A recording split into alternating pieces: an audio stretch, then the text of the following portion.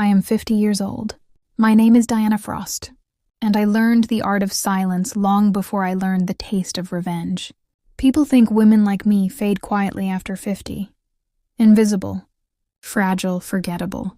That's what makes them careless. That's what makes them weak.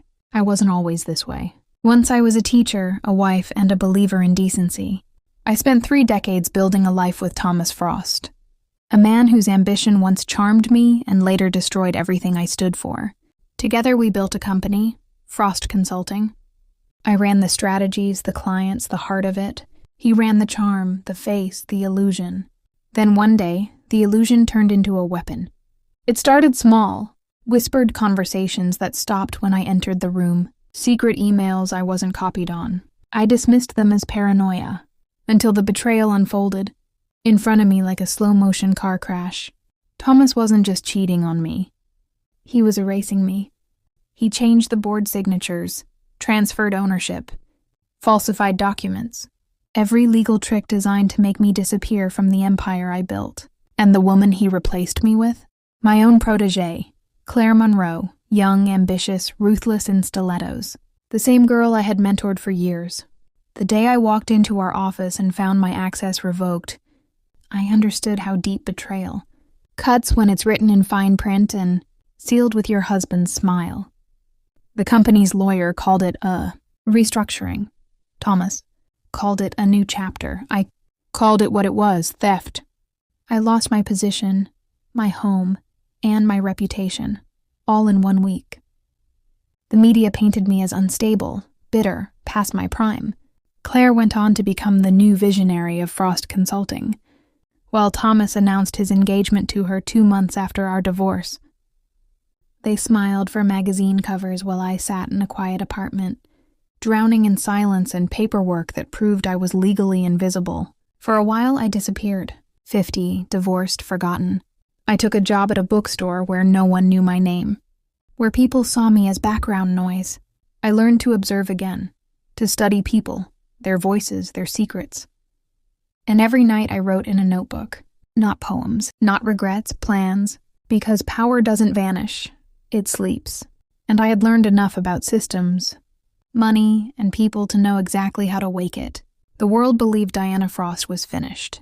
But people forget, like frost doesn't melt easily. It waits for the right season to strike back. So I waited, and I watched, until I saw the opportunity. A former client, Reynard Global, reached out to me privately. They'd grown suspicious of Thomas's financial reports. They wanted someone who understood the inside. I didn't hesitate. I took the job, under a new name, a new identity. And when I opened those files, I smiled, because buried in those numbers were the same fraudulent patterns. Thomas had used to erase me. He had built his empire on deceit, and I finally had the map that could bury him with it. The frost was beginning to crack, and underneath it, something colder was waking up. I am 50, and they think experience makes a person slow. They think wisdom only breeds caution. But wisdom makes you precise. For months, I studied Thomas Frost the way a predator studies its prey.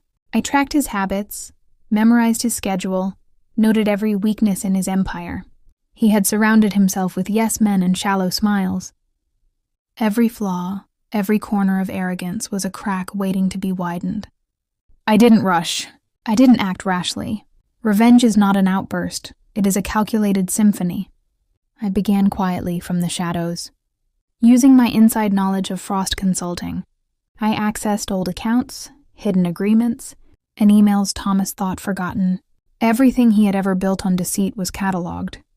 Every fraudulent contract, every manipulated deal, every lie that had stacked like bricks to prop up his false image. I reached out to a few of his former clients, who had been wronged by his manipulations. Discreetly, I reminded them of the truths they had been too polite to expose. I offered them proof, irrefutable evidence, and asked only that they be willing to act when the time was right. At 50, I understood the power of patience better than I ever had at 25. Youth moves fast, burns hot, and often blinds itself with emotion. Age, however, gives you the patience to weave a web that no one notices until it snaps. I wove mine slowly, carefully, like frost creeping over a window pane, invisible until it covers every inch. Claire Monroe, the young protégé who had replaced me, was ambitious, yes, but inexperienced. She relied on Thomas to shield her from reality, to make her life easy. I began to create cracks in her perception. Anonymous tips, carefully timed mistakes, and subtle reminders that she was nothing without him. By the time she realized, it would be too late. I also rebuilt my network. Former employees, overlooked assistants, even lawyers who had once worked quietly under my leadership. They were shocked to hear from me again, but their shock quickly turned to allegiance. People remember competence and they remember integrity. I had both, even at 50. Then came the most delicate part, infiltrating his social sphere. I adopted a new identity, one Thomas would never recognize. A wealthy consultant from overseas, offering insights into new markets and investment opportunities. He welcomed me with open arms, arrogance and greed blinding him to the fact that the woman standing before him was the same one he had tried to erase. Through him, I gained access to the inner workings of his current empire. Every loophole, every misreported number, every mismanaged account, all of it became ammunition. I wasn't reckless. I wasn't vengeful in a naive way. I was patient, meticulous, and invisible until I chose to strike. By the time I stepped into the boardroom for the first official meeting under my new identity, Thomas had no idea who I really was.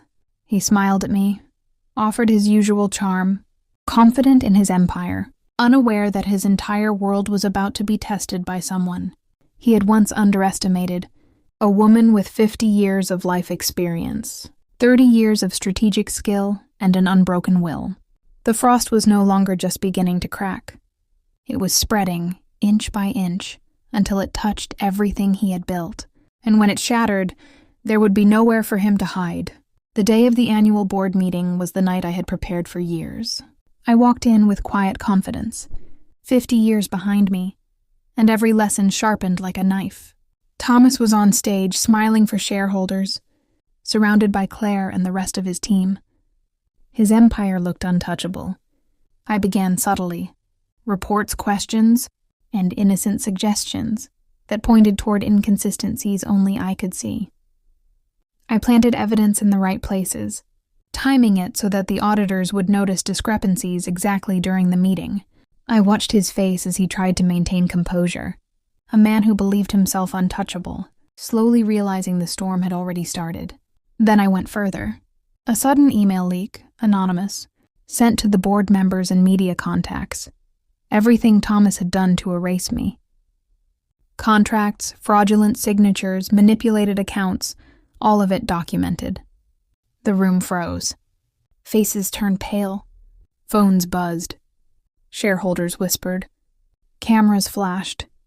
Claire tried to intervene, trying to spin the narrative, but her inexperience betrayed her. Board members questioned her decisions. Thomas attempted denials, but the evidence was irrefutable. In front of everyone, his empire began to crumble, piece by piece.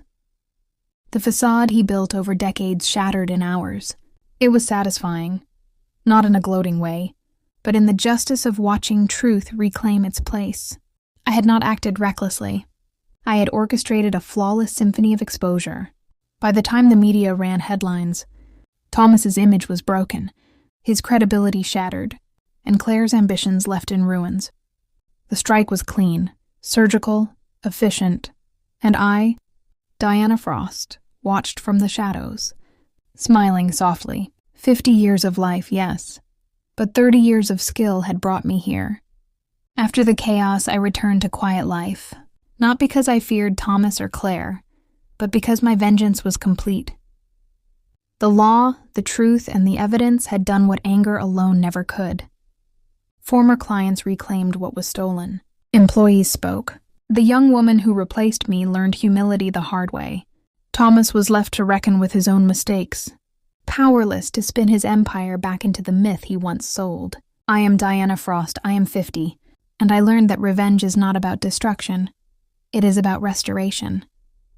Not just of reputation, but of self-respect, dignity, and truth. The frost does not forgive easily, but it remembers. And when it strikes, It is unstoppable. Thank you for watching my stories. If the story is good, please like the video and subscribe to the channel.